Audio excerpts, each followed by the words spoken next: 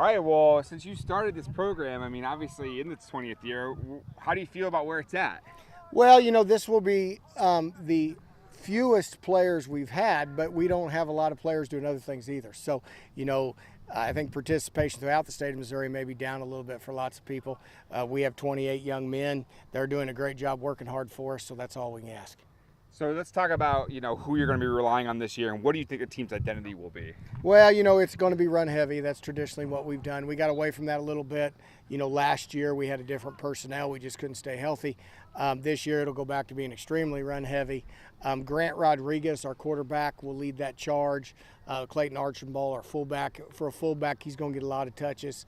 And then we got two A-backs that we're excited about, and Colton Phillips, he's sophomore, and Colton Diekman, he's a junior.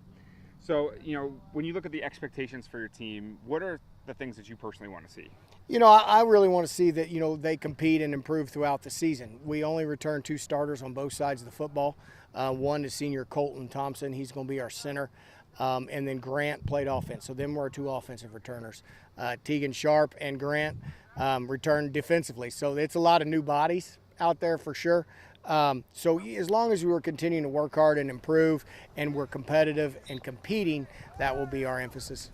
I remember we talked about this. Refresh my memory about how 20 years ago this all came about.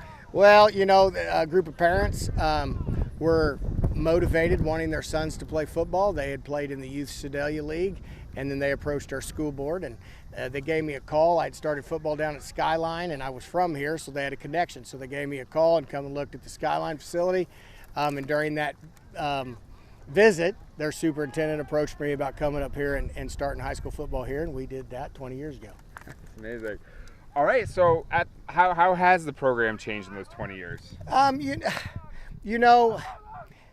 I don't know if I can really put that into words. It's definitely a staple now. You never can have too many kids in 1A football. Okay, and we teeter between 1 and 2. If I had my way, I'd have 80 to 100 out here.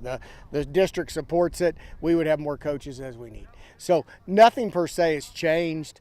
We have down years and up years, and that's just kind of how it's been. We've had some great teams that had opportunities to do a lot of things, and as I put it, sometimes bad luck hits. We had Higginsville one time, they made the state title. We had Lincoln one time, and they made the state title game. So sometimes it's just the luck of the draw.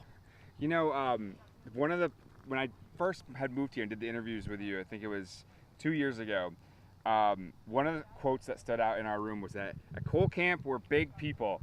How big is this team right now? Well, this team is actually the smallest I've had physically. So normally Colt camps are big. They're big. They have a German heritage. It's always been said since I went to school here. But right now we're just not very big. It's kind of too many big guys walking the hallways, to be honest. So we got to figure out a way we're going to get them involved. We're pretty big in the lower levels. We hope we're going to grow into it. So maybe we'll come back to that. Anything I didn't ask you about your team you want to mention here? They're great kids, and they've had a great summer, and we're excited to coach, and we're excited to get going. So we'll find out Friday. You talk to me Saturday, it may not be that same conversation.